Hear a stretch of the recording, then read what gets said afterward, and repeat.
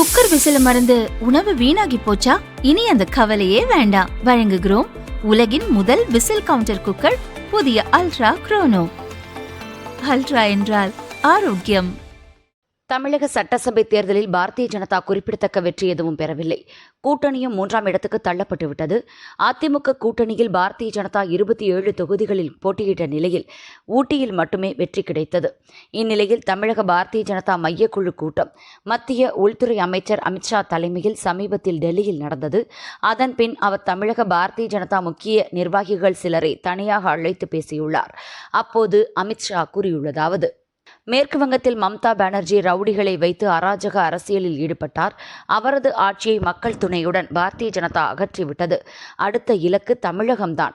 பிரதமர் மோடியை தமிழக மக்கள் விரும்புகின்றனர். மாவட்டம் வாரியாக கட்சி நிர்வாகிகளை அழைத்து மாநில தலைமை ஆலோசனை கூட்டங்களை தொடர்ந்து நடத்த வேண்டும். மாவட்டங்களுக்கு சுற்றுப்பயணம் செய்து தொண்டர்களை சந்திக்க வேண்டும். வரும் 2029 லோக்சபா தேர்தலில் தமிழகத்தில் பாரதிய ஜனதா 20 தொகுதிகளில் வெற்றி பெற வேண்டும். அதற்கான பணிகளை இப்போதே துவங்க வேண்டும். விரைவில் மத்திய அமைச்சர்கள் தொடர்ந்து தமிழகம் அனுப்பப்படுவர்.